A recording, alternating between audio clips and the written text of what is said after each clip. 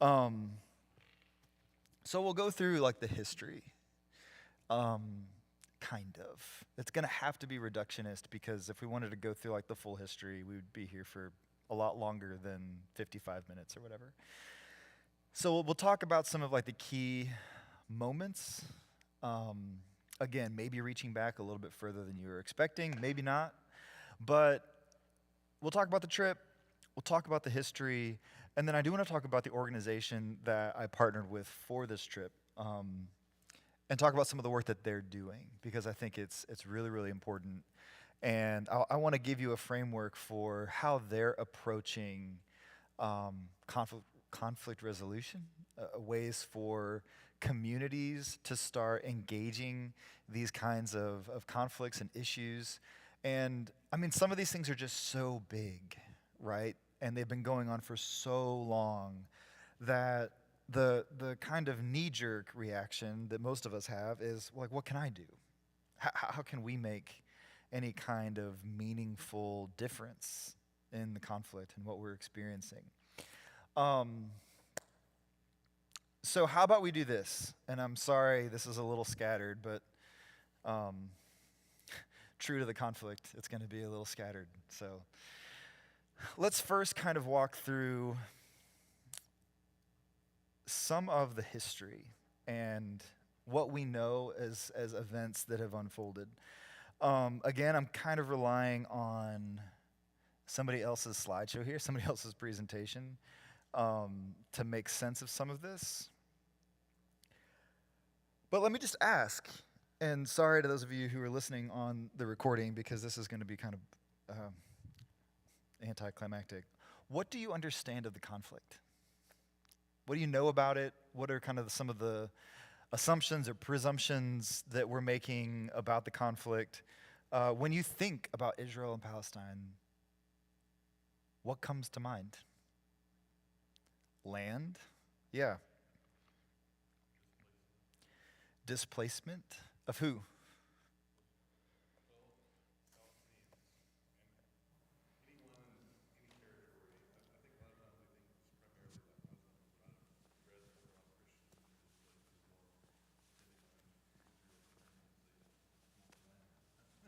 Hmm.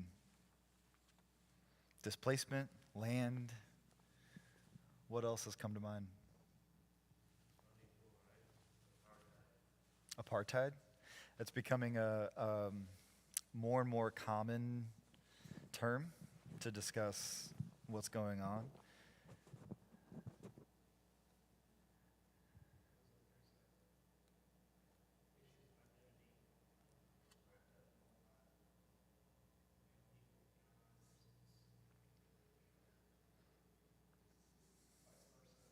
Yeah, issues of identity, for sure. So, again, even this is a bit of a reductionist history.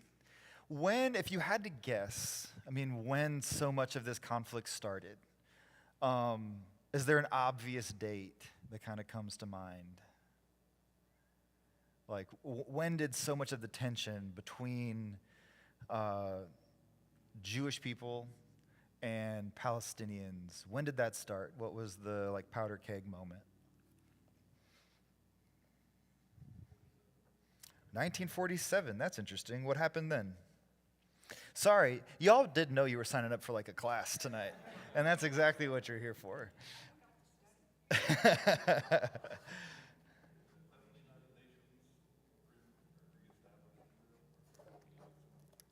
So 1947, we have this moment, right?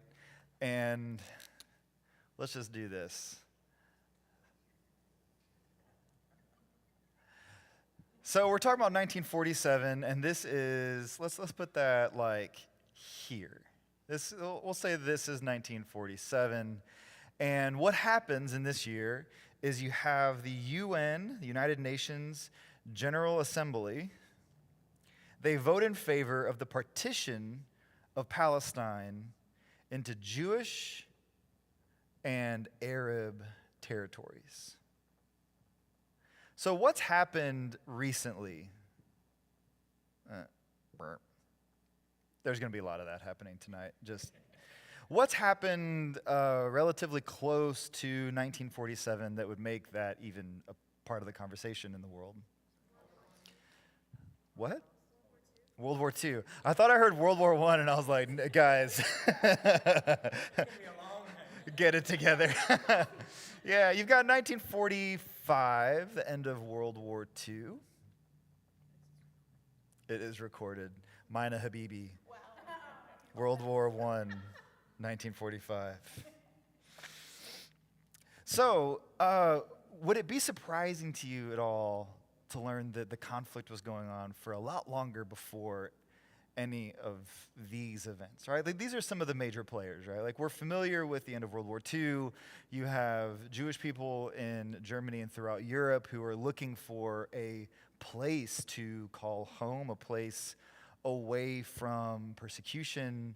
And of course, Israel, Jerusalem seems like an obvious place. But have you ever wondered why, outside of just biblical, like historical place, why that might be? I'm going to tell you. So this goes all the way back to 1897. Who's in charge? Like, where does Palestine, where is it situated in the world on the, kind of like the global map at this point?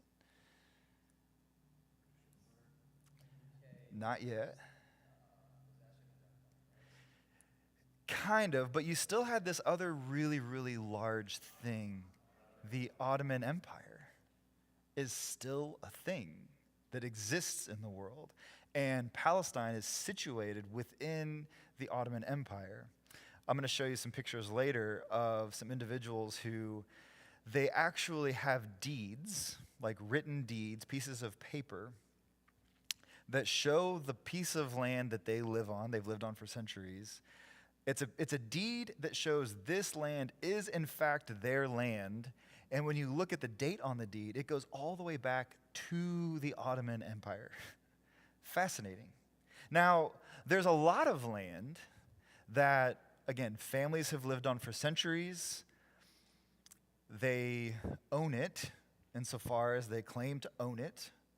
But when they say, well, prove it, they can't. Why would they, why is there a chance that they wouldn't have like a written deed for their property?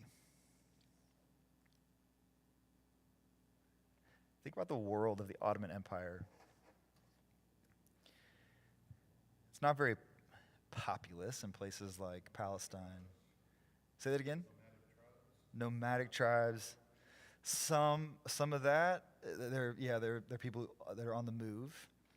If I have a deed to my property that I've registered with the people who are in charge, and they know that I own this land, what might I have to pay to the people who are in charge?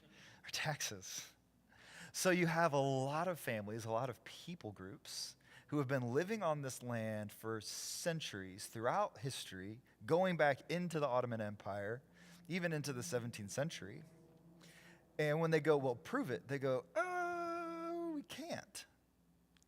And part of that is just, we didn't want to pay taxes. And so we haven't kept the deeds, right? We never registered our land with the state.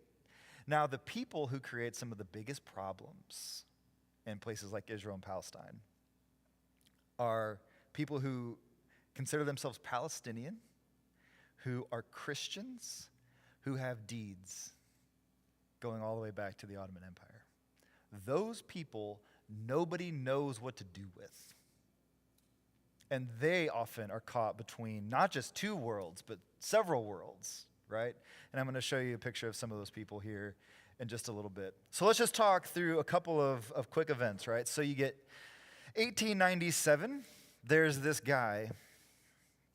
His name is Theodor Herzl.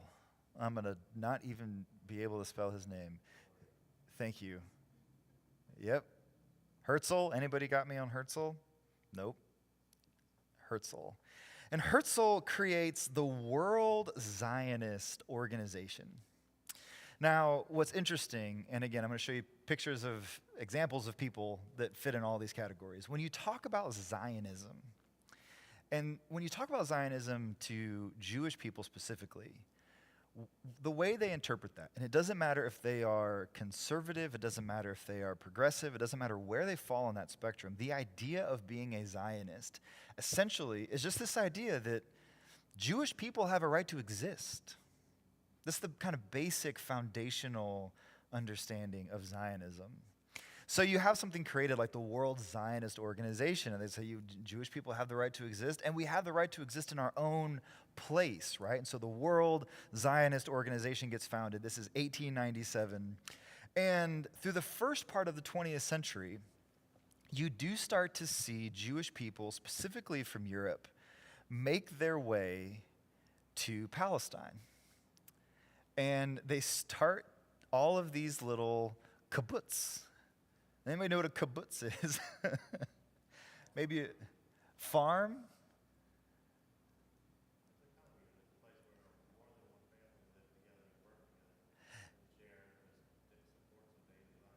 Commune, specifically communist, deeply communist.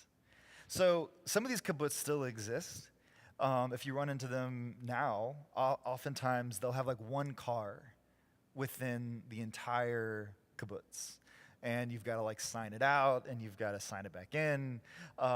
If you happen to make a living outside of the kibbutz, if you have a job outside of the kibbutz, that paycheck goes into like a common fund. And that common fund gets used for things like gas and maintaining the car and keeping up the land and doing all of the kinds of things that they do within a community.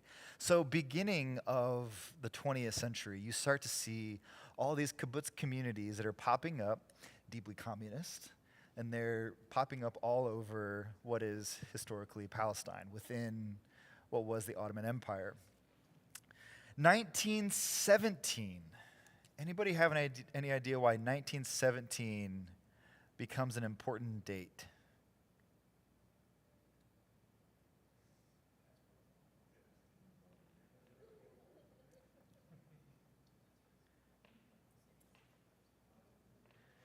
This thing called the Balfour Declaration.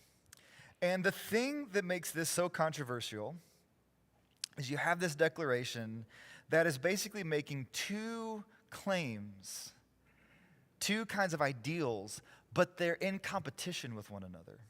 This is why it becomes so problematic. And the two claims are essentially this: competing promises, one, to protect the rights of indigenous, non-Jewish populations, specifically in Palestine. And the Balfour Declaration, so it's promising or placing importance on protecting these non-Jewish indigenous people, while at the same time supporting a Jewish homeland in Palestine. So you can see how even within this one declaration, there's this massive amount of tension that you're saying we have a right to establish a Jewish state in Palestine, but you're also claiming that you want to protect the non-Jewish indigenous people who live there, who exist, right? So many identify this moment as the kind of big bang of the modern conflict. You have these two competing claims, two narratives are clashing.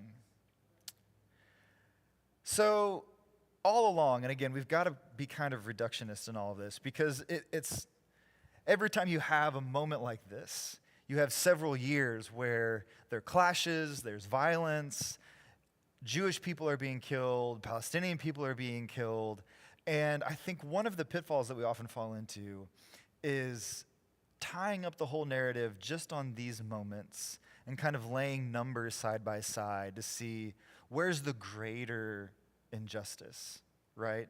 And I don't think we should do that. I don't think that's totally fair.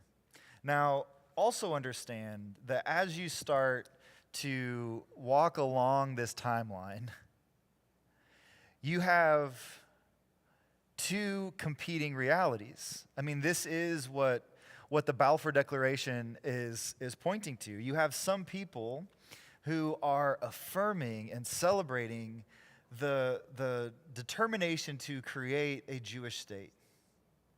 just again, broad Zionism, they have a right to exist. And historically, they existed here.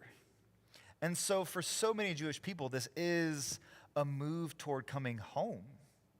These are some themes that, we should be able to celebrate. But at the same time, you have Palestinians who are already there, already on this land. Again, some of them having deeds, having the piece of paper that shows the ownership of the land, going back into the Ottoman Empire. And for them, the good news of one narrative is the nightmare of another narrative, right? So, after you have 1947, you have the United Nations General Assembly, where they're essentially creating a two-state idea. You have a Jewish nation, Arab nation, territories is what they call them. You have all kinds of important events. Obviously, you have, there's a British mandate in Palestine that ends in 1948, which is problematic.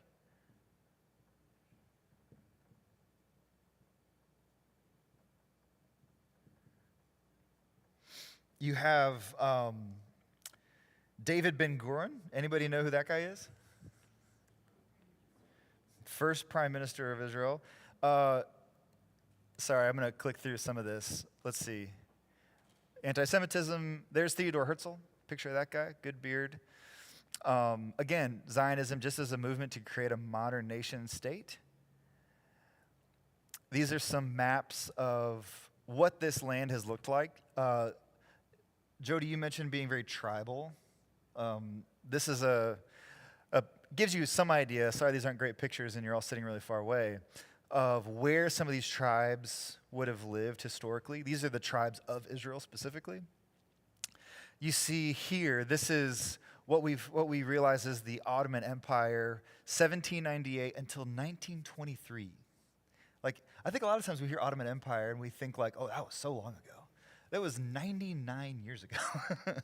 Not that long. Not that long. And so you see this is the movement now from much of Europe into Palestine. We'll get some better pictures here in a few minutes. There it is. That's not the better picture. 1918, Great War ends. World War I ends. Ottoman Empire collapses. You have the British and French creating the modern Middle East. So a lot of arbitrary boundaries, right, and territories that are being marked out. And this is essentially what happens in the British Mandate that gets established in 1918, where you have Palestine and you have Transjordan. And this is how they divide up this portion of the Ottoman Empire. Maps, more maps. Tensions are growing. This is leading us all the way up into World War II. Nazis come to power. Arab revolt against the British in 36, 39. British proposed creation of... Yeah. We've talked about this.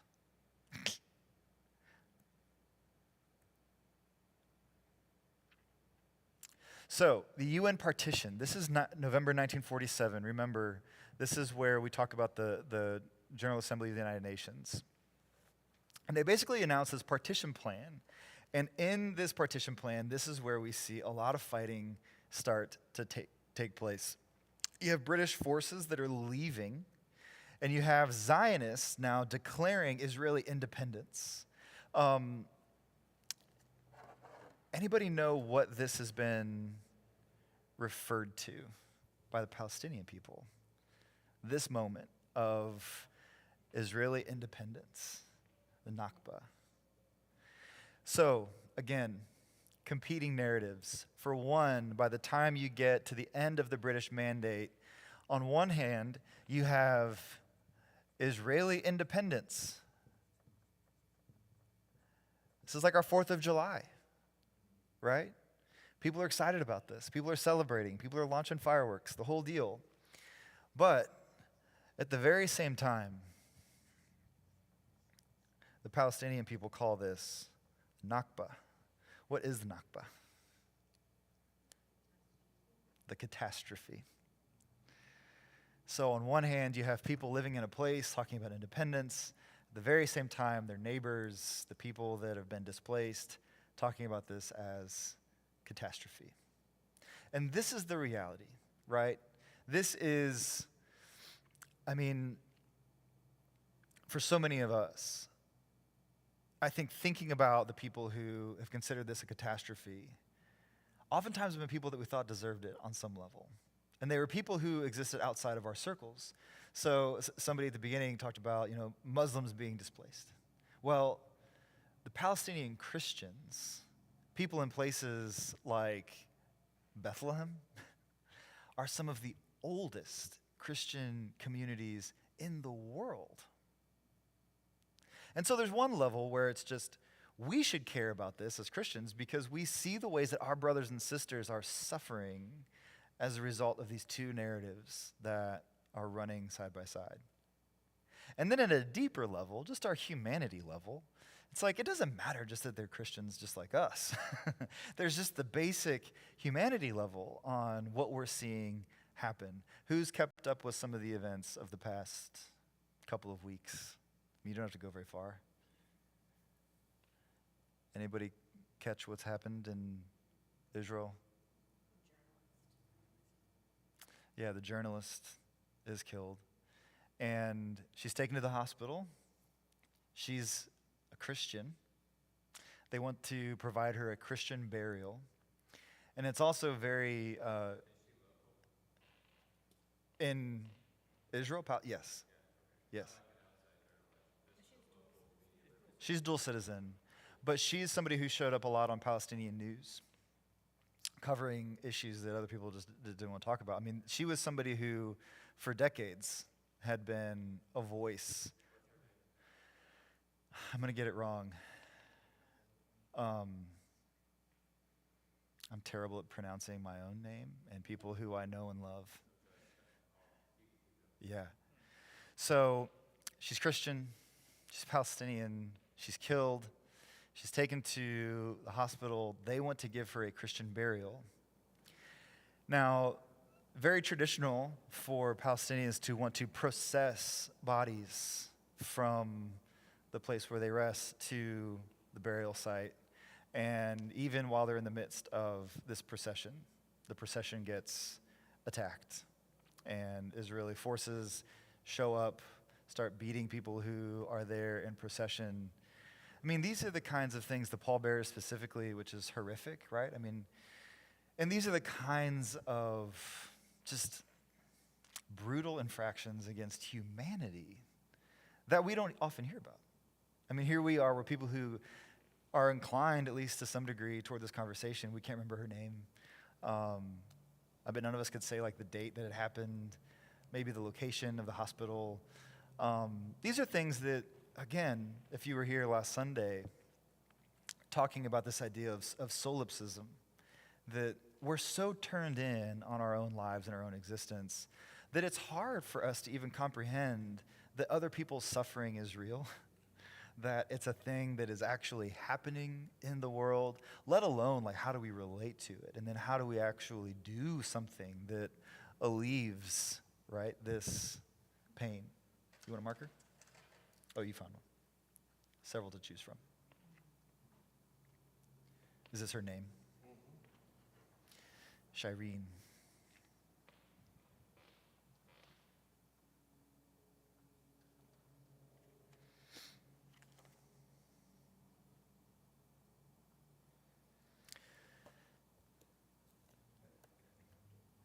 That's right here. You're good. Thank you. Oh, we'll be good.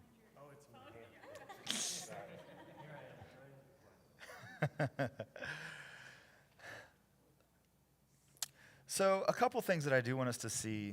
This is the UN partition plan that we just mentioned in 1947. You can see the ways that they divide up this land between the Arab state and the Jewish state.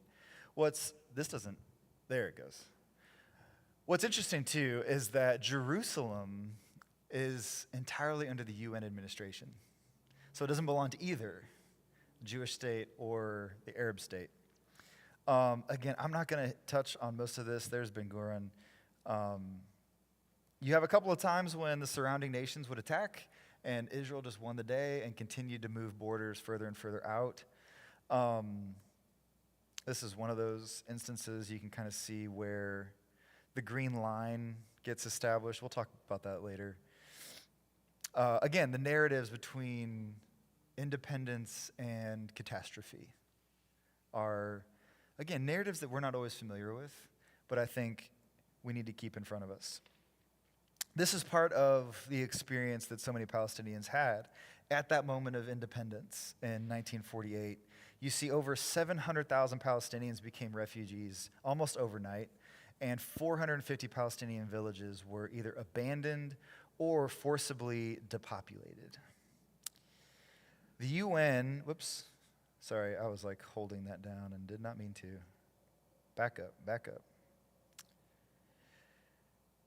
So these refugees, they flee throughout the Middle East and beyond. Some don't have the resources to get too far beyond.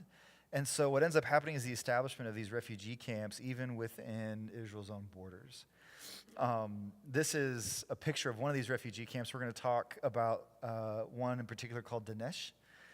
And you can see, the tent living was a really common reality. But then you can see this one building that's being built here. And these buildings, they were established by the UN.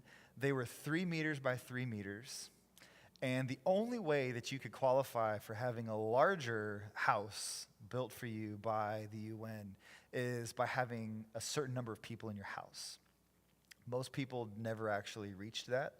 And so for the most part, everybody lived in these 3 meter by 3 meter dwellings.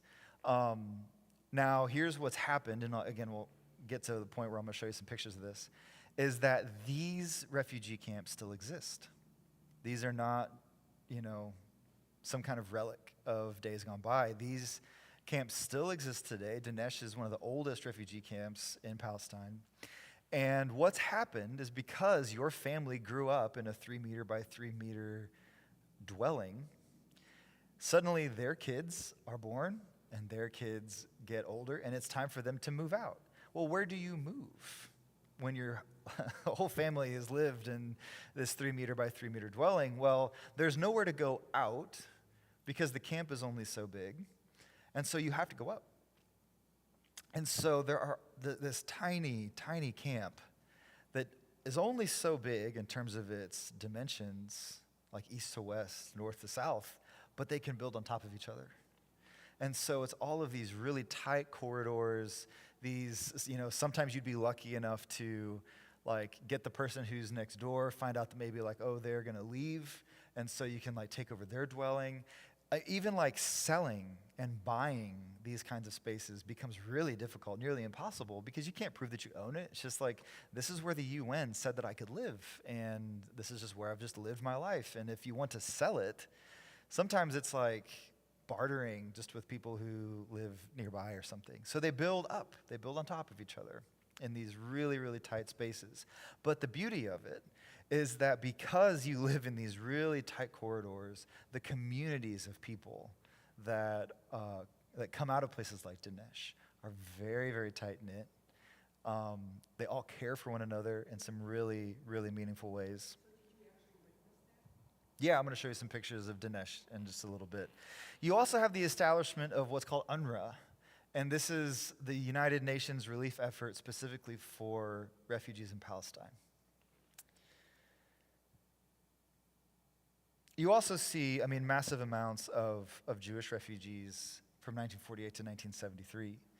There are 700,000 Jews from the Middle East who flee or they're expelled from their own countries because, remember, there's just rampant anti-Semitism that's still kind of ruling the day throughout a lot of the Middle East.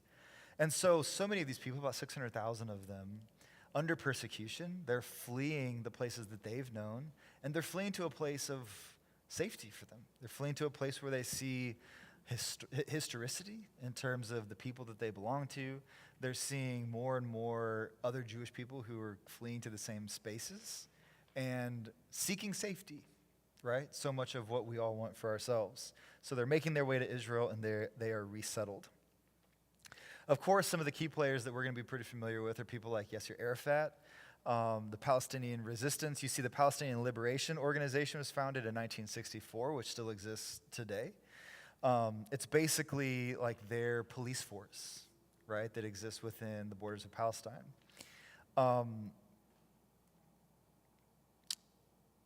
Moving along. 6-Day War, we won't get into that. But I guess one thing that they do have to wrestle with, especially after the 6-Day War, is they've inherited mass amounts of land, inherited in terms of like won. They've, they've won over mass amounts of land. And they're asking, what do we do? What do we do with the people who live here? And what does all of that mean? I heard a great quote while we were in Israel from a Jewish scholar who said, "We believe that God has given us this land." He said, but the land that God has given us, there were already people here. So what do we do with them? How do we treat them?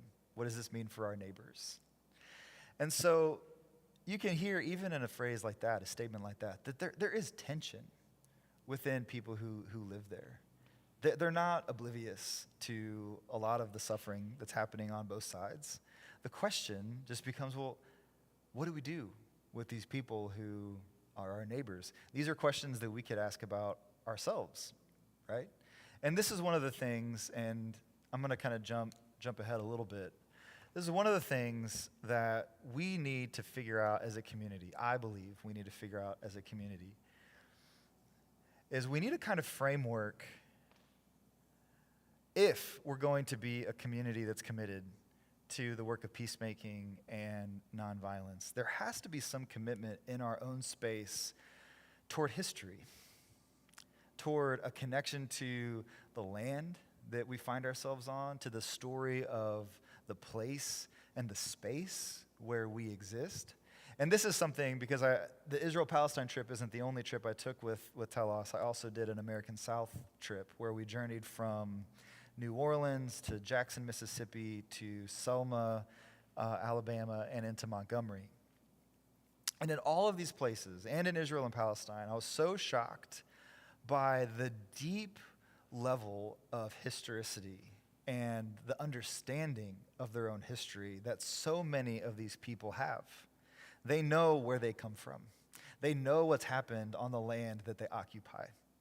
And so part of the framework, and we'll talk more about this in the days and months ahead, is as a community, for us to orient ourselves in that direction, I think it looks like four different things. I think it looks like pilgrimage. I think as a community of faith, it looks like prayer. It looks like policy. Did I spell policy right? Yes. That doesn't look right at all. Policy, and it also looks like projects. Isn't it convenient that they all start with P's? Whew. Pastor Paul Pano said we've got a 4-point P sermon tonight. So to be people who are pilgrims even in our own city, I'm talking with some of the leaders of Telos right now about what might it look like, and this is dreaming territory, so don't hold me to any of this. This is all just, hopes, dreams. What would it look like for Sanctuary to be a host of micro-pilgrimage to Tulsa? To say to our people and to other Tulsans, hey, we're going to spend a Friday afternoon and all day Saturday and part of Sunday together, visiting communities, visiting leaders, learning more about the space that we find ourselves in, what's kind of the arc of our own history, what's the spiritual history of a place like this, what people groups are finding themselves on the underside of oppression, how do we engage the native and indigenous conversations that need to be had, so many things that are just, we don't think about them on any level. So what does it look like for us to be pilgrims? What does it look like for us to integrate prayer on these issues into our local context? I think we do that one pretty well. At least we try to, specifically in like our prayers of the people. But then how do we engage policy? Not just like our own church policy, but how do we engage like public policy, which I think is a fascinating part of the conversation, as well as projects. Like what are the time-based relatively short commitments that we can give ourselves to that start to actually nourish some of these conversations. That's all for later. Let's get back to some of what we need to get through in the next few minutes.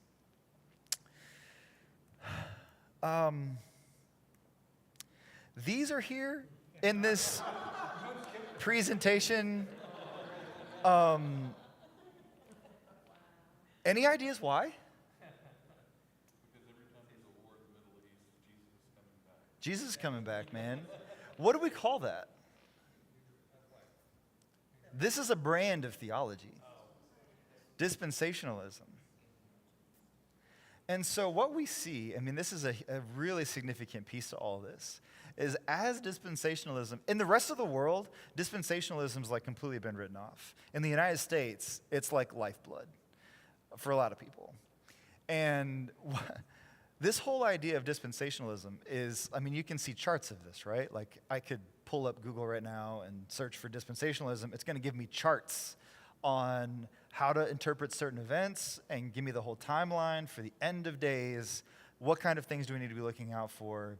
And so many communities, they start to think, I'm talking about the U.S., that if we can put like the right bodies in the right places at the right times, we might trigger the right events and Jesus is going to come back. Because we can control it, right? We can do, and man, that's why Tim LaHaye is in this presentation. Go ahead. Is there a certain perception of you as an American have to deal with there because we tend to have this culture here that everything Israel does is always right? Yeah. Yeah. So let me just get into some pictures, and I'm going to tell you guys some stories. And I know we're like already running short on time, but there's so much to talk about that sometimes I just think getting into some of the stories might be more helpful. So we spent our first night in Tel Aviv, in Jaffa. Tel Aviv's a pretty progressive part of the country. This is historically where the USMC has been located, is in Tel Aviv. Tel Aviv, it's the coastal city, and really, really vibrant. Lots of art, a broad art community, great food. The food is great. But we spent the first night in Tel Aviv, and our first morning, so day one, we spent with this woman. Her name is Maya. I don't know how to say her last name. Yeah, you said it right. So Maya, she produced and directed a documentary called Till Kingdom Come. She is a Russian Jew. She lives in Israel. And there's, all right, my dad's going to listen to this recording. He and I have had this conversation already, but Dad, we'll talk later. She produced a documentary, again, called Till Kingdom Come. And she admitted, she didn't really know where it was going. She had found out about some organizations in the U.S. that give a lot of money to the support of Israel. And she just thought that was kind of a fascinating story. And so, through her connections, she ends up talking to some folks with this organization called the International Fellowship of Christians and Jews. My dad and I have had this conversation because my dad works for the International Fellowship of Christians and Jews, specifically working with non-denominational Protestant churches in the U.S., rallying support for Israel. And of course, you have to admit, if you do look at the IFCJ, the International Fellowship of Christians and Jews, that they do so much good humanitarian work within Israel. It's just part of what they do. They give a lot of money and a lot of resources to underserviced populations that are in Israel, but always Jewish populations. So Maya catches wind of the IFCJ. She reaches out to them. She's like, hey, I've heard you guys do a lot of good humanitarian work. I want to highlight some of your stories, right? So this is kind of how she gets her foot into the door. Now, once she starts scratching, she sees some ways in which, this is really, really problematic. and just raises a lot of questions. Like, why do all of these Christians in the United States give a rip about what's happening in Israel and what's happening in Jewish communities? So that was part of her first question was like, why? Why are these people pouring? And I'm not talking about like thousands of dollars. I'm talking about like tens and hundreds of millions of dollars that get poured into this. So she didn't know where the whole story was going. Like, she's just kind of scratching at this whole thing. And then somewhere along the line, Trump announces that he wants to move the embassy from Tel Aviv to Jerusalem. And again, the communities primarily that are giving are very dispensationalist. So I have a link to the documentary. I shouldn't share it. I'm not really allowed to share it, but if the right people don't listen to this recording, maybe I can share it with you. Because it's fascinating. I mean, you have people who they're Christians in the United States, intelligent people, and they give to support Israel. Biblically, supported in their cause, and that those who bless Israel will be blessed. So they're after their own blessing. But at the end of the documentary, she's with this pastor in the U.S., and she has spent about 3 months with him. And she asked him this question. She's like, so why do you want to send money to Israel to support Jewish people that you believe are going to spend eternity in hell? She's like, I just can't get my mind around it. Like, why are you sending money to my people when you believe we're all just going to go to hell anyway? Like, that's what your chart says, right? And his basic response is like, well, there's still time to change your mind. Like, you could convert. And so their whole impulse toward sending money, supporting Israel, is out of this understanding that those who bless Israel will be blessed. The Bible tells me to. Now, what have you heard about Palestinians? What's a quip, right? That terrorists. He talked about like primarily Muslim earlier. What do they want to do to Jewish people? Push them into the sea, right? This is what we've all heard. That, well, Palestinians, they want to completely end the existence of the Jewish state in Israel. They want to push them into the ocean. If I'd go back to my maps, you could see that it's Israel that has primarily pushed the Palestinian people completely to the ocean. Now, I will say, when you talk to, I don't want to use the extremist language, but like a group like Hamas, we understand Hamas as a terrorist organization. Hamas was elected. It was a political party that gets elected in, right? So it's not like they forcefully took over. They were elected in and then kind of turned very ugly, very violent. But when you would engage with those individuals, talking about what do you want, primarily they are going to say, we want everything back that was ours. And if you're not going to give us everything, then forget it. There is no negotiating. There is no middle ground. And with the most extreme Zionist on the other side, they're going to say the exact same thing. We want everything back that used to be ours. So that's where the conversation gets really difficult. My dad's in the documentary, and I didn't know until the night before we met Maya. He's just like a little blip in the background. But I showed her. I was like, look. I was like, this is my dad.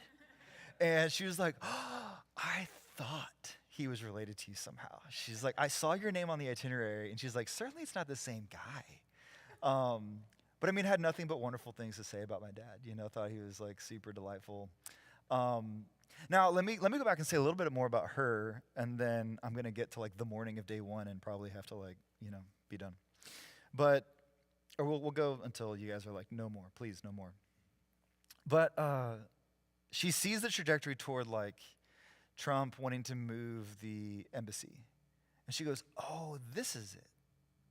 This is part of the reason. It's fulfilling a kind of like political value, political goal for them. So, I mean, things keep moving along in that trajectory. She's following the story. She actually goes to the ceremony. It was supposed to be like a political gathering where they are initiating the embassy in Jerusalem. But all of the speakers are pastors. And she goes, oh, no, no, no, no, no. This is not a political value. This is a religious move. Yeah, like how do you untangle the two, right? And so everything kind of like came clear for her in that moment. Like she thought it was just this political move, but it wasn't just that. It was like this whole nationalist, Christian nationalist move. So she thinks like, okay, like they've gotten what they want. What's left? Like she thinks the story ends there.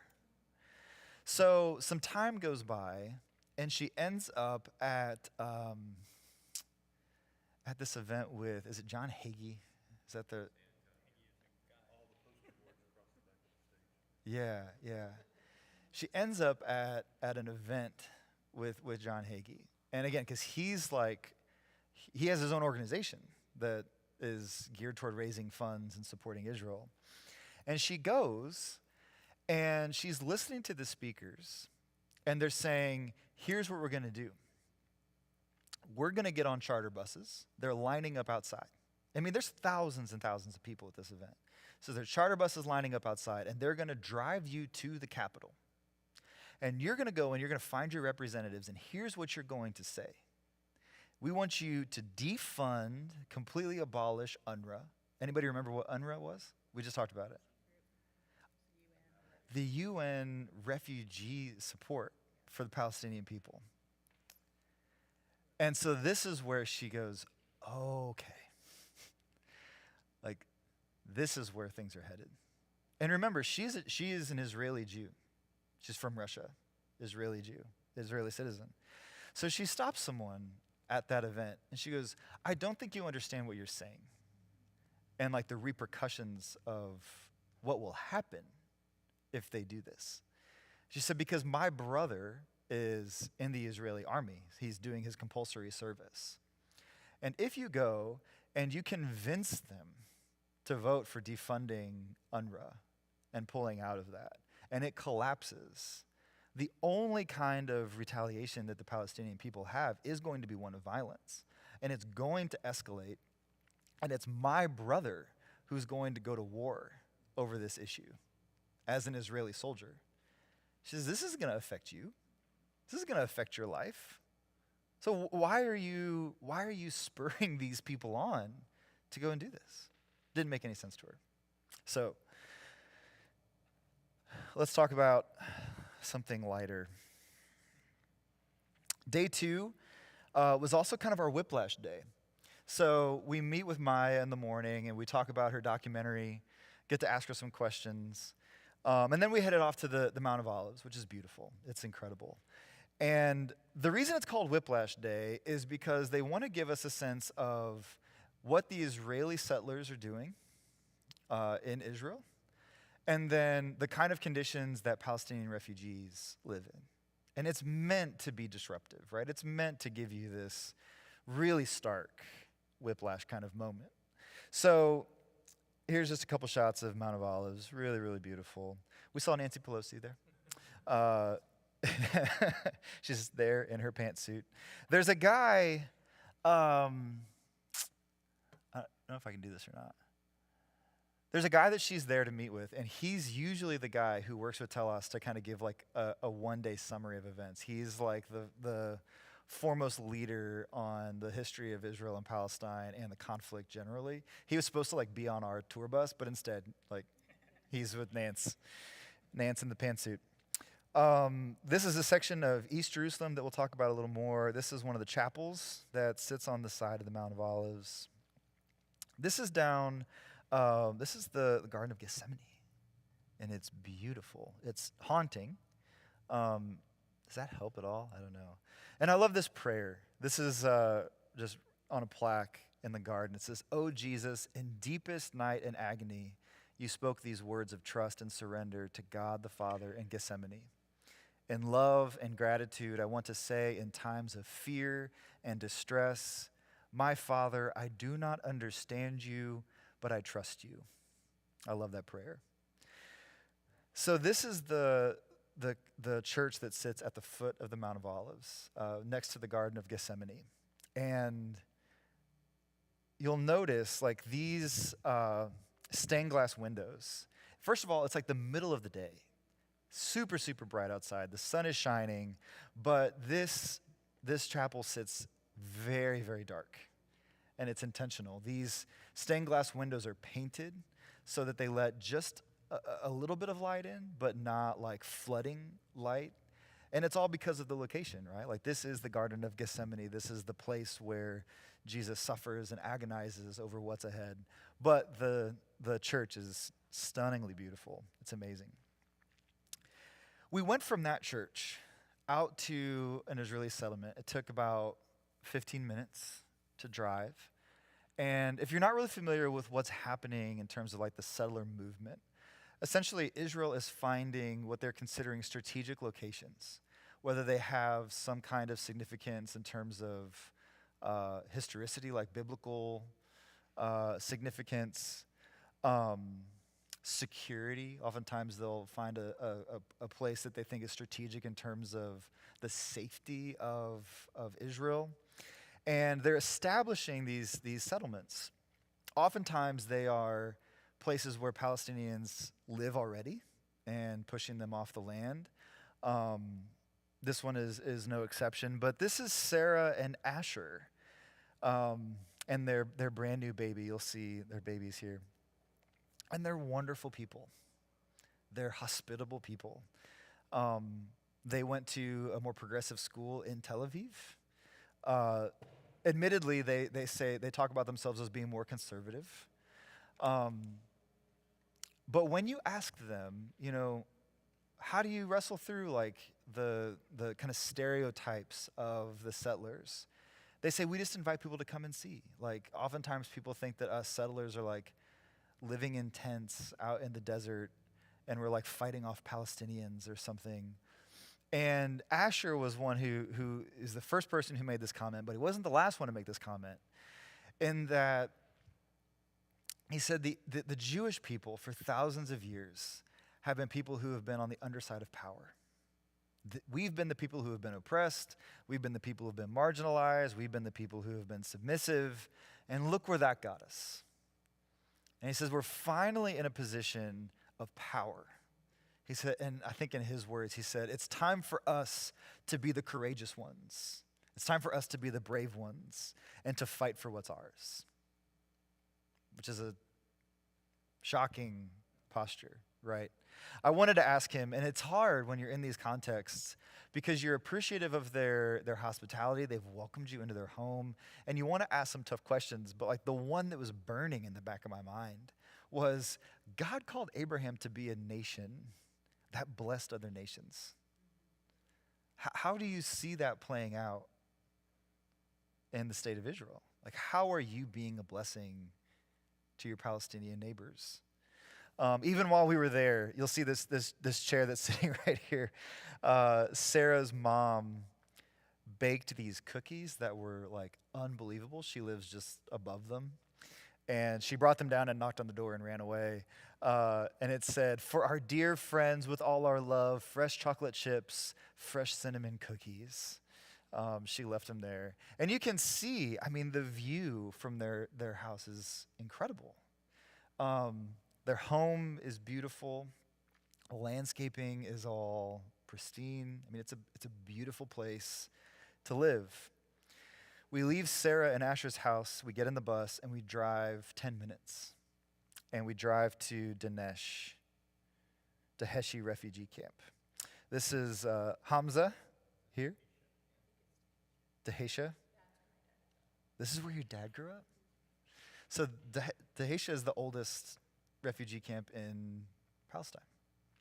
So I put this picture here. I'm sorry it's so small, but if you can make this out, I I can't even get my cursor over there. Right above the white car that's parked behind the red car, you see like a little black box. And that's the gate. For most of Dahesha's history, that was how you got in and out of the camp, was through that gate. This is Hamza. He grew up there. He recently moved, and you could tell just in conversations with him, it was like a major point of tension for him that he left the camp and the place that he grew up. So he has an apartment. He said it's like a really nice apartment. He's stoked about it. But he said, I wake up in the morning, I leave, I come here, and I'm here all day. And then I go home and I sleep in my apartment. He says, and I do this every day. So you could tell, like, even this whole like movement that he's gotten himself out, right? He still can't get away. Like, this is still where his family is. It's the UN Resolution 194. This hangs on the wall right next to that gate. And I know you can't read it, so I'll read it to you. It says down here, December 11th, 1948.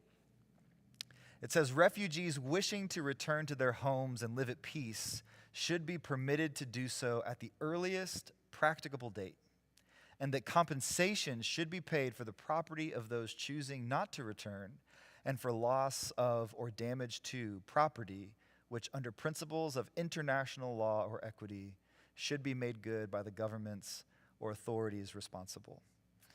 1948. And that resolution still hangs on the wall, and it's been there for 74 years. This is a video, I hope it plays, just walking through the refugee camp, and I wanted to give you kind of a sense of scale, like how tight and small some of these quarters are. I mean, this is like a main street through Daheshi.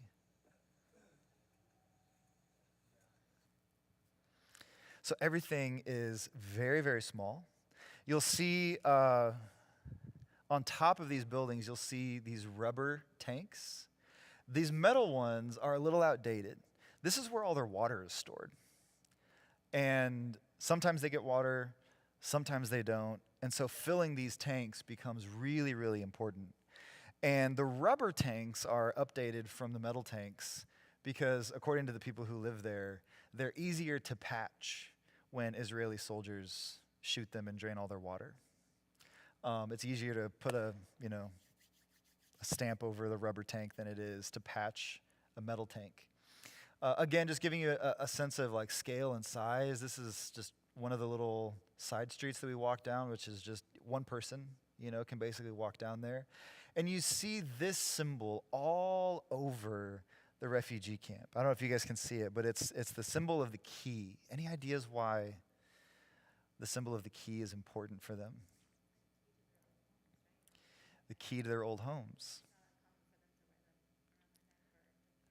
That's exactly right. That's exactly right. So oftentimes families, even knowing that their homes don't physically exist anymore, that to be sure they've been demolished, they still have the keys to their houses that they were forced out of in 1947. And so the key becomes this symbol of hope and revolution for them. You see the keys everywhere.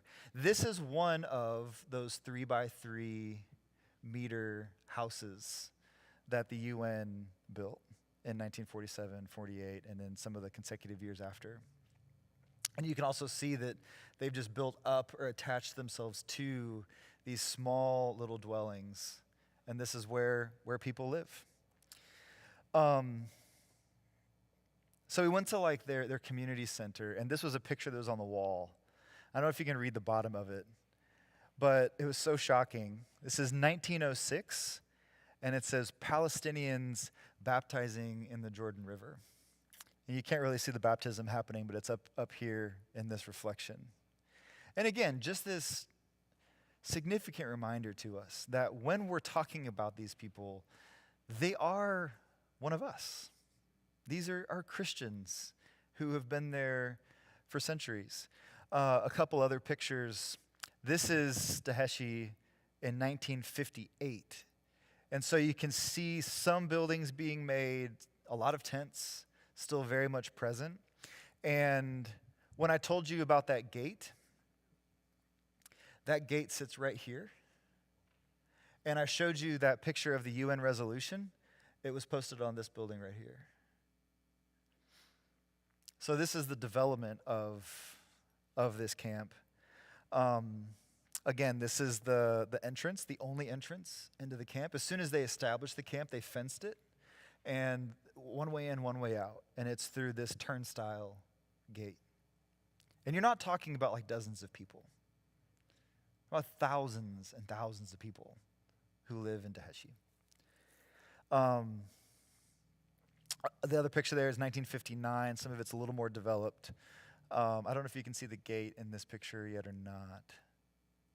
I don't see it. So again, this is Whiplash Day. You go from the settlement, they're there with their baby.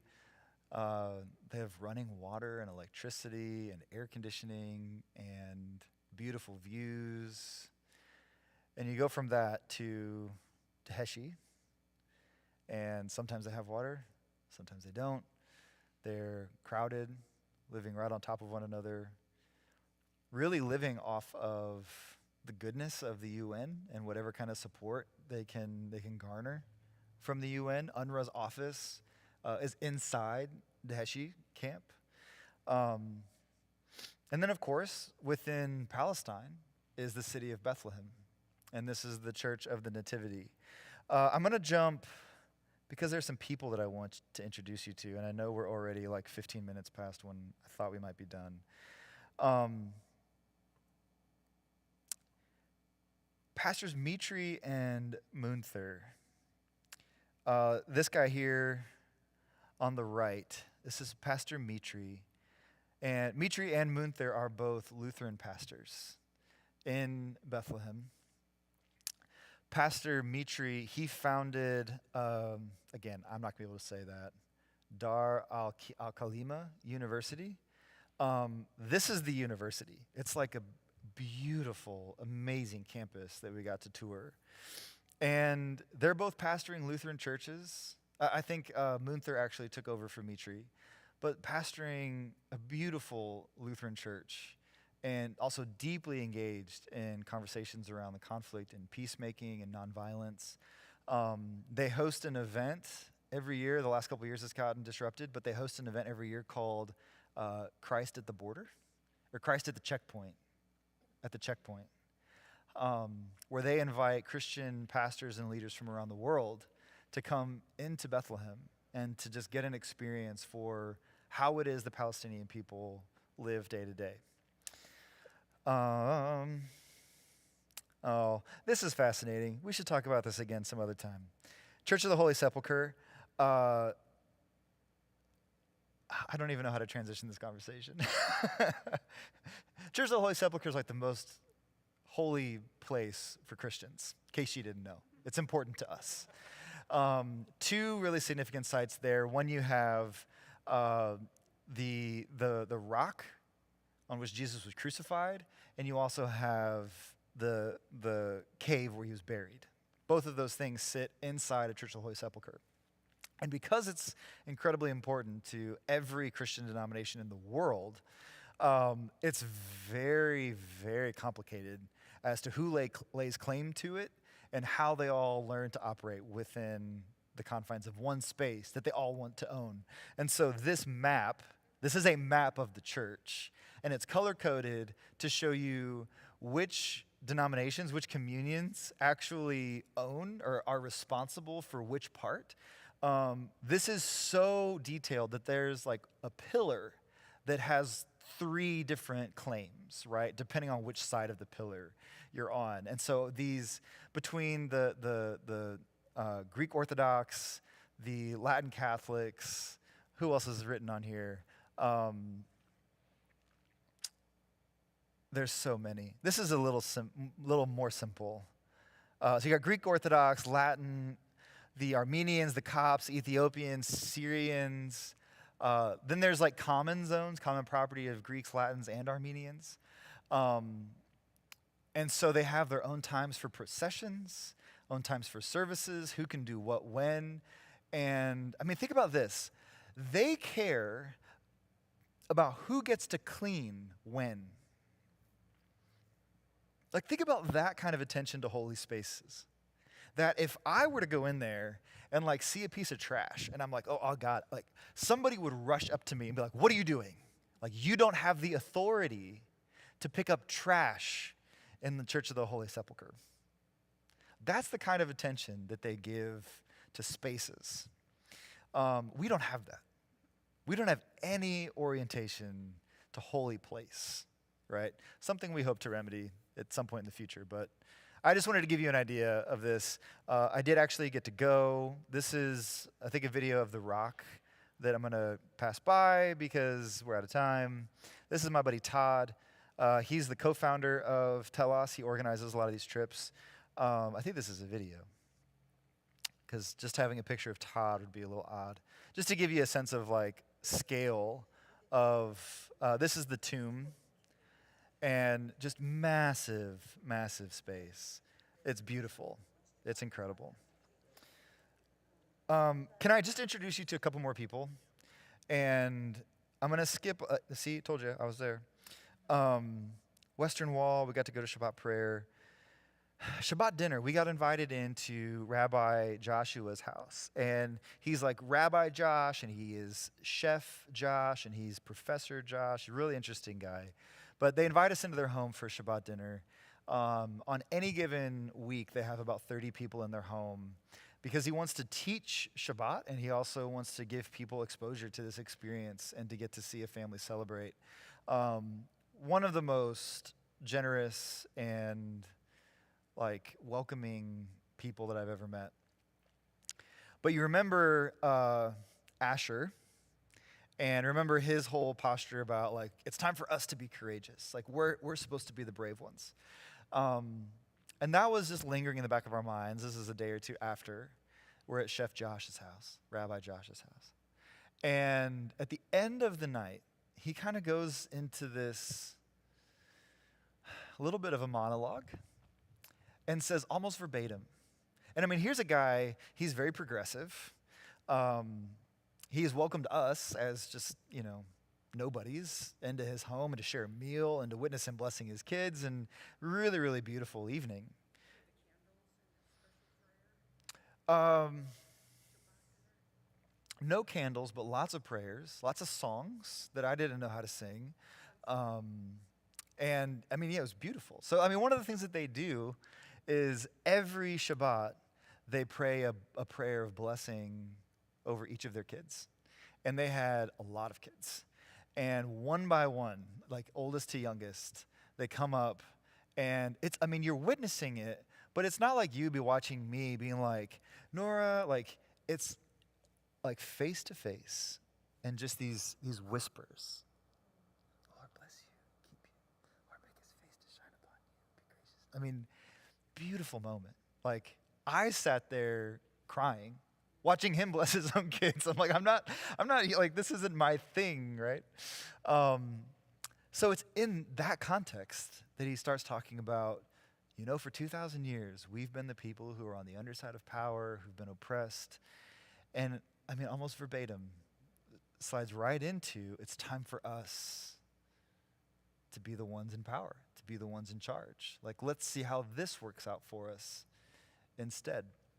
Really shocking postures. Day 4, we met this gentleman on the right. This is Jack. Jack was our guide. He is also Palestinian. He's an Israeli citizen, and he's a Christian. Married a Palestinian Muslim woman. So even the dynamics within their own family are super, super interesting, and he's got like an amazing story about how they ended up getting married. But we met this gentleman, Zahir, and he lives in East Jerusalem. East Jerusalem is one of those places right now that is highly contested. And essentially what's happening in East Jerusalem, he gave us a whole presentation, so this is, again, very reductionist. But in East Jerusalem, what you see happening are people who are coming in and offering money. Israelis coming in offering money to Palestinian families to buy their homes. And sometimes it's a lot of money, sometimes it's not. For most Palestinians, it's not about the money at all. And so it doesn't matter how much money you offer. Like, this is the place where my father was raised and my grandparents were raised and where I was raised and I'm raising my children. So there's generational meaning to the spaces that they live. And you can see it's super densely populated. And so they'll come in and they'll offer, we want to give you money for your property. They say, well, no, we're not going to sell our house to you. And the next move is one of litigation, to basically file a lawsuit for their home. Now, the judges who preside over these kinds of cases, any guesses as to who these people are? They're Israeli Jews. And so oftentimes the kind of bartering technique, right, is, well, if you don't take the money, we're going to take your house from you anyway, and you're going to have nothing to show for it. And so Zahir is one of these people who is deeply entrenched in the work of fighting against some of this kind of litigation and some of these lawsuits. But here's a great example of just what you can expect to see, right? So this was a house where a Palestinian family lived. They were offered money. They didn't take the money. They lost the lawsuit. They're evicted from their home, and the house gets knocked down. And eventually another home will go here. It'll be an Israeli family. And the reason that this whole area is significant is because in this valley, you can see some of the excavation that's happening back here. They're finding significant holy places. Not even holy places necessarily, but they're just finding historical locations that are significant in the Bible. So this has connections to King David's temple. Not the temple, but to, what's the word I'm looking for? Like the place where, palace. I knew I'd get there eventually. So this whole valley has become really significant.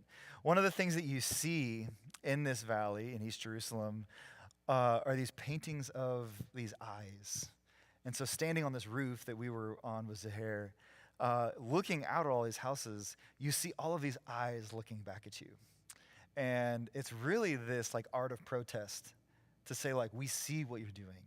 Like, what you're doing is not invisible. And so there's a lot of really amazing art in that whole area. And then this was the 10 of all nations. You remember me talking about how one of the categories of people that they just don't know what to do with them are specifically Palestinians who are Christians who actually have deeds to their properties. And 10 of all nations is exactly that. So this is two brothers and a sister, and they own this property that's basically on top of a mountain, and it's a farm. And when you arrive, two things that you see. One, these buildings here, any guesses what these buildings are that are right on the edge of their property? Not homes, they're schools. It's essentially religious training centers for Jewish communities that Israel has placed. Again, this is the property line for the 10 of all nations. And I took that picture standing on the road and just turning to walk down the road to their house. This is the next thing you see. So at one point, Israeli government tried to basically take this land from the 10 of all nations, from these brothers and this sister. And when they were able to produce the documents and say, well, this is ours, this is, we have the documentation, we're happy to go to court, like these things hold up. The Israeli government came in and poured these boulders and dirt across the only access road that they have to get to their home. And so, like, our bus took us here, and then you climb over over the wall, and this was our walk. It just happened to be rainy and foggy, and we got lost on the mountain. So the reason we were here is because, again, these are people who kind of confound the categories, right? And they've been able to mostly live at peace with the Israeli government, as well as there's a Muslim Palestinian tribe that lives on the other side of their property. So they are sandwiched, right? And they've, again, lived in peace and harmony with these individuals. They were out farming one day, and one of the brothers gets attacked by a number of men from the Palestinian, the Muslim village lives just below them. And they don't know why. They don't know what was the impulse for this, what was the motivating factor. And so usually the telos trip, you end up, this is one of the brothers, tucked right back here. Usually we sit with them and talk to them about, they are actively engaged in the work of peacemaking, the work of nonviolence, living in these highly contentious areas. When you arrive at their farm, they have this big sign that just says, "We refuse to be enemies." Usually we go and we sit with them. But they said, "Will you come?" Because there's a press conference where religious leaders from all different religions and denominations are showing up to essentially condemn what has happened. Now, they can condemn it. It doesn't really do anything. Like they're trying to work out, how do we get to like the next step of justice? The Palestinian Liberation Organization, the Palestinian police don't really have the power to do much. And they're not going to do much because, again, like these guys, they confound the categories and they don't know exactly what to do with them. The Israeli government, the same kind of thing. Like they may know exactly who these people are. They don't have a lot of vested interest in actually doing anything. And so you can see just how, like we wanted to honor their invitation for us to just come and be part of the press conference and to see it happen. No idea what actually was said or what happened because it was like super chaotic. Basically, the religious leaders all gathered together in a circle and took turns kind of saying the same thing while it was being filmed. But I mean, you see press, you see friends, you see people from the village, all kinds of things happening. And we're just there, like, as Americans. And they did say, like, you guys being here as American citizens and supporting, like, as a show of support is meaningful, right? Just being a presence. This is me and my friend, he's a pastor in New York City, he's Michael Redzina, and this was a picture of this under the guise of a selfie. So there was police presence at this event. This is all Palestinian Liberation Organization police. Again, this is one a little more up close. Let's end here because it's 7:30 and I mean, we made it to like day 2 of a 8-day trip. But let me tell you a little bit about what's happening in this space because it's really, really powerful. Again, I told you we got lost on the side of this mountain, and we were all tired and muddy and wet by the time it was all said and done. And this was actually scheduled for a different time on our trip, but Todd was like, "You guys have earned it. We're going to head over to the Waldorf Hotel." If that sounds familiar, it's a pun. This is a play on words if you're keeping up on the Waldorf Hotel. And this is, they call it the worst view in the world. It's an actual hotel, but it's also like an art gallery, and it's produced and owned by Banksy. And so it's meant to stand as like a place of protest, right? And everything that's there is intentional. So we actually drove to the hotel, and this is the view from the front door. This is the wall that wasn't. Any idea when the wall was put up? It started in 2002. 2. I mean, this is, it's hard to like really get our heads around that we always think about this as like an ancient conflict. And inside of the last 20 years is when we've seen some of the most egregious infractions on our humanity. So you can see there's tons of graffiti here. Um, on the left, that's an actual Banksy piece of like these two cherubim. They're like prying the wall open. Super cool. There's a bit of controversy about the graffiti.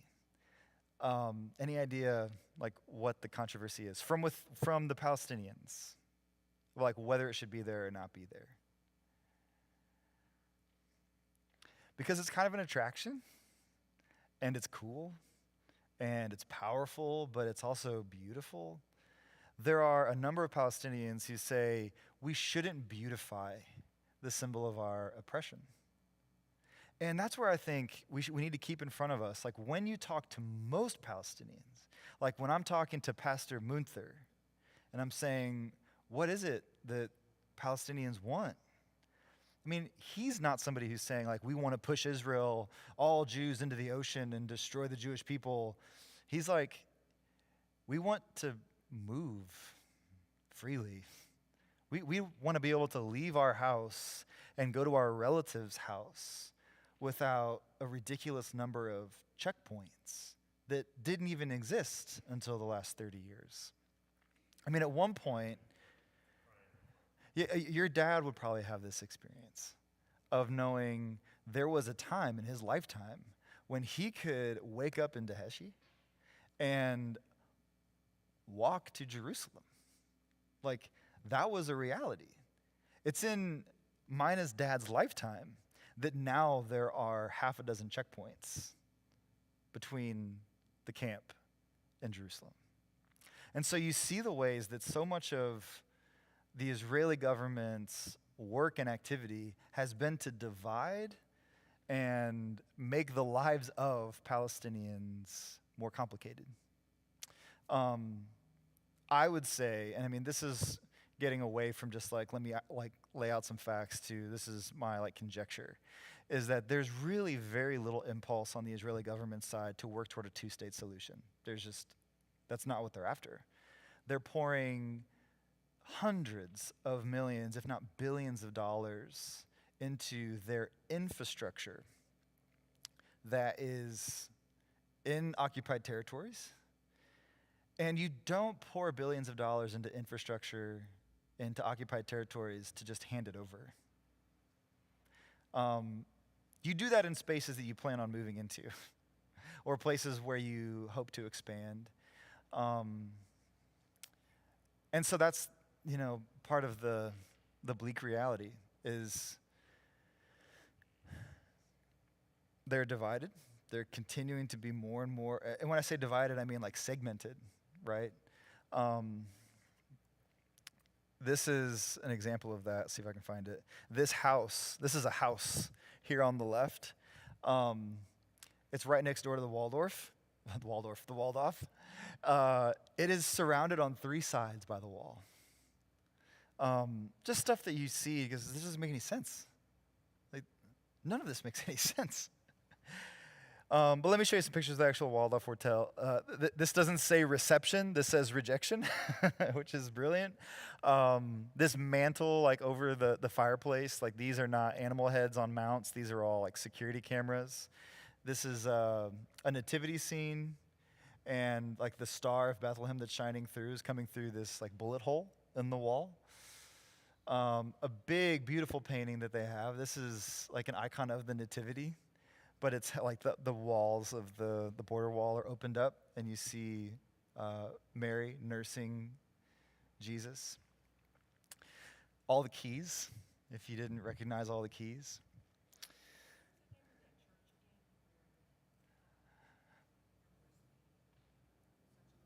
The Holy Sepulchre. Yeah, Church of the Holy Sepulchre. Can I tell one last story? Because I do want to leave us like on some kind of positive note. Like there needs to be like some kind of like upswing here. And I'll tell you this, between trips to the American South and this trip, guys, I just got so many texts like, oh my gosh, are you watching this? Did you see? And I need to ignore it.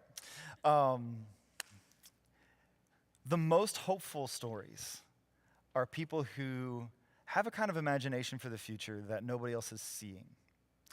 And that's the story of Ronnie. This is Ronnie. This is her son, Yoel. And and one day we went, and they live, we talked about the kibbutz, they live in what's called a mashav. So a mashav is still like a kind of communal community, but it's not as communist. Like you own your own car, you own your own house, you have your own job, you have your own money, your own bank account, but it's strictly a Jewish community. It's called a mashav. They live within walking distance to the Gaza border. They have an incredible story that we don't have time for. They actually at one point lived in Gaza, their family did, until the Israeli government's like, hey, you got to get out of there. And they had built a life for themselves. They had built the life that they wanted for themselves. Like they'd built the school, they'd built the farms, they'd built their house, they'd built their community. And so when they were told they had to leave, they just kind of went like right next door. And so that's the mashav that they live in. Well, Yoel's experiences growing up was just story after story of rejection. They had lived in Egypt for a while. They got kicked out of Egypt, so now he hates Egyptians. They lived in Gaza for a while. They had to leave Gaza, and so now he hates Palestinians. He ends up in the Israeli army, again, because it's compulsory, and he's told, if you have Egyptian friends, if you have Arab friends, if you have Palestinian friends, those people are no longer your friends. They are your enemies. Like, those are the people that we train ourselves to fight. And so, I mean, he was, I don't think this is too heavy of a term, like indoctrinated with this level of hate toward Palestinians, toward Arabs, towards Egyptians. And all the while they live right next door to Gaza. So most of Israel, because rockets do come out of places like Gaza, they have about a minute, like a full 60 seconds of warnings and sirens that you've got to take cover because things are dangerous. In this mashav, they have 15 seconds, maybe 10 seconds, before like something could hit. And so every one of their houses is required to have a bomb shelter. It's a specific room built with like special fans for toxins and windows that just incredible like little spaces. And there are times when they have to live in those rooms for days or weeks on end. Now, talking to Yoel, we heard Yoel's story first. And again, it was just a story of rejection and indoctrination and hatred. And the very first place he went in talking to us as a group of Americans who were there on like peacemaking pilgrimage is he says, okay, if I came in here with a gun and you all had guns, what are you going to do? And we just kind of look at him like blank, like he's expecting somebody's gonna be like, oh, I'm going to shoot you first. But like, again, pastors on peacemaking pilgrimage, like no one's giving him the answer like he wants to hear. And so he kind of got a little frustrated with it. And he's like, listen, this is how you live in safety, is you identify the threat and you eliminate the threat. You do whatever it takes to keep yourself safe. Like this is the speech that he's giving to us, right? And he can see that like none of us are really engaging. We're just like, yeah, okay. And he goes, well, here, how about this? He goes, what if I bring my daughter in here? And now I'm going to try to I'm going to kill one of you. You've all got guns. And let's say one of you decides like, yeah, he's the threat. You've got to eliminate the threat. But in eliminating me and eliminating the threat, you kill my daughter. Whose fault is it? Whose fault is it that my daughter's dead? That my daughter got hurt? Is it your fault because you shot her? Or is it my fault because I brought her in here and I'm holding her up to protect me and I'm putting her between the people that I'm after and me being the threat? So you can see the kind of argument that he's trying to build is that, listen, the people who are in Gaza, Hamas, the people lobbing the bombs, they're the threat. And as we, as Israeli citizens, are retaliating to eliminate the threat, and you see kids getting killed, when you hear about that happening on the news, that there's kids on the beach that get bombed and things like that happen, he's like, listen, that's just their fault. And so I don't think I've ever met someone with that much just like pure, unbridled hatred masked as like protection and safety and security and just how you live in the world. So All the while, his mom is sitting in the corner. And he takes off. He's got like another meeting. He's got to go. And she's just like, let's eat lunch. And then I'm going to tell you my story. So again, she's somebody, they lived in Egypt. And her words were they were arborists. And so they moved into the desert to help families and communities who were in the desert learn how to grow food. She said, we came here to help the desert bloom, is what she says. And she says, we live in walking distance of the people of Gaza. She says, these were my friends. And these were people that I still try to talk with and communicate with. And she said, if we're going to do anything differently, she said, if we're going to see any kind of end to these wars, every time there's bombs lobbed or whatever, they call it a war. It's a mini war. It lasts whether days or, maybe a week. She says, if we're going to see anything different, we just have to have a different imagination for how we engage with one another. And so she's involved in these projects, right, where one of the only ways that Palestinians can get out of Gaza is with like a medical pass. And they can get into an Israeli hospital. But oftentimes they make it out of Gaza, and they're standing there at the border. They've got their pass in their hand, and they need to get to the hospital. And there's no ride, and they're hours away from the hospital. So there's an organization that gives rides to these people. So she signs up to be a driver. She's like, I'm not trying to change anybody's mind. Like, I'm not trying to do peacemaking negotiations in the car. She's like, all I'm trying to do is just open up lines of communication. And she said, I couldn't tell you how much it broke my heart seeing these ads that were coming about Gaza and seeing kids that were being trained to shoot, and they're going through military training. And she's like, these are just children. They should be dancing, and they should be singing, and they should be playing games. And so she actually organized this way to provide funds for people who would organize activities for kids, to let kids be kids in one of the bleakest corners of the world, right? So Yoel, one of the last things that he said before he left, is he said to his mom, you're just a dreamer. He said, all the stuff that you talk about, all these things about peace and all about community and communication and opening up lines, you're just dreaming. You're just dreaming. And she said, no, you're the dreamer.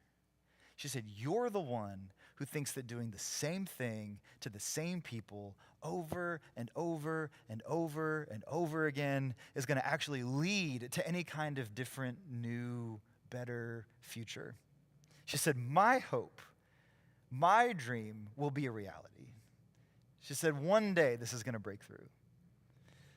And so even within households, you have these kinds of divisions on how do we address some of these issues. This stuff is complicated, and I think we all see that. We're not sitting in a room tonight because we don't see that it's complicated. But I think there are some things that we can do. I would love at some point, maybe in the next couple years, to take a sanctuary cohort on one of these trips specifically. It's not your typical visit the Holy Land, go to the holy sites. You do some of that, and I've got tons and tons of pictures to prove it. But I think these kinds of stories, meeting these kinds of people, are things that actually lead to transformation in our lives. And what we see is that, I heard Ronnie's story, and now I have a sense of responsibility, right? To tell her story to all of you. And now you've heard her story, and you've heard Yoel's story. That's the dynamic, I think, that we could create within our community, to say we're people who hear stories, who go not for a Holy Land visit, but we go for pilgrimage. But it might look a little different. She's agreeing with lining herself up with God, to believe God for a divine reversal. Yeah. And see what changes can be made. Yeah. She's speaking the word, and agreeing with God. As a Jewish woman living next to the Gaza border, I mean, we walked from where we had lunch with her to here, which is the wall at the border. This is a bomb shelter in the Moshav, and I don't know if you can read this. This one was sponsored by the International Fellowship of Christians and Jews to bring that full circle for us tonight. Um, yeah, last thing. This is one of their watchtowers, sniper towers, that's been decorated.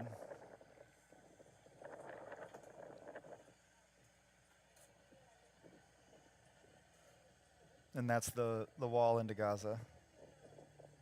And again, we walked here from her house. Like all of this is, the proximity to so many of these locations is just fascinating. Um, yeah, this is where it gets a little more touristy. Jacob's Well, this guy is amazing, but I'm not gonna tell you why right now. We went to the Sea Galley, all kinds of stuff, all good things, all good things. I don't have as many. I'll be honest, I don't have as many resources, but I think the American South trip messed with me way more.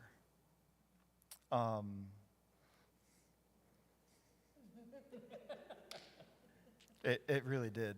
It was the trip that brought me back home and made me go, I don't know anything about Tulsa. Every person and every pastor we talked to in New Orleans knew the history of slavery, going back into the 15th century, and everything that's happened in between. That was the trip that really opened my eyes to issues around mass incarceration. Oklahoma, if Oklahoma was a country, an independent nation, we would incarcerate more people per capita than any other place in the entire world. We vacillate. It goes back and forth between us and Mississippi. And this isn't true in Oklahoma, but it is true in Mississippi, that the state penitentiary, Angola prison in Mississippi, was formerly Angola Plantation. And one of the things that they still make incarcerated people do at Angola is work the fields and literally pick cotton. Like most of the cotton that's produced in the U.S. comes from penitentiaries that used to be plantations. So that was the trip that made me, really start to look into issues around Oklahoma. The private prison system in Oklahoma is really shocking. So there are definitely some conversations we can have.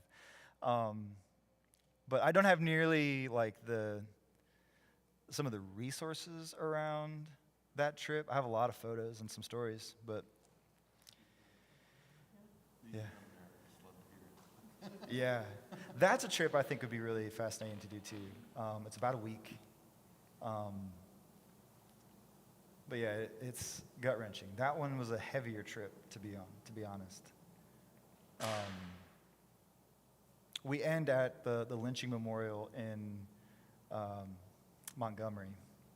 And I mean, walking through and finding Tulsa County and seeing that like our monument that hangs in the memorial is one of the most populous ones, and that doesn't include most of the Tulsa Race Massacre.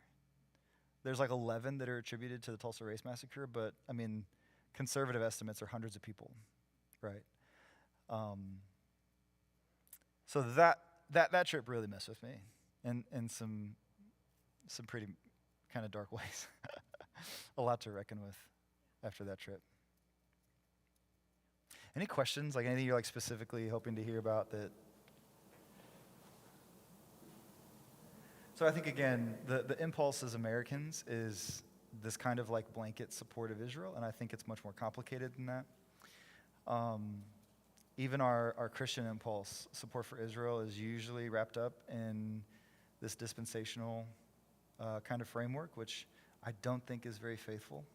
I think it creates a lot of insiders and outsiders, and that's pretty antithetical to the gospel.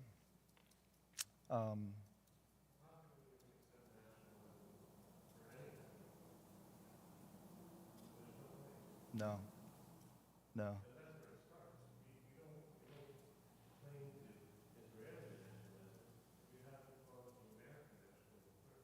Mm.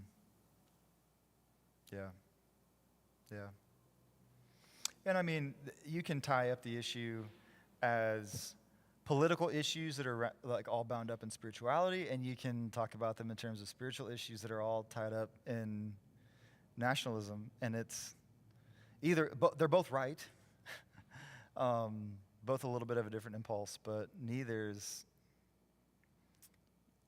appropriate, and neither one is easier to unravel, to be sure.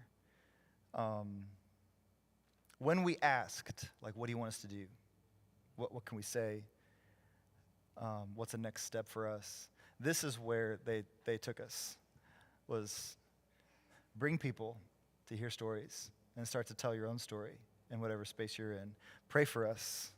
Start to get engaged in conversations around policy and recognizing the humanity of people, and find out like what kind of projects can you support that are raising awareness, and even if they're short term, whatever.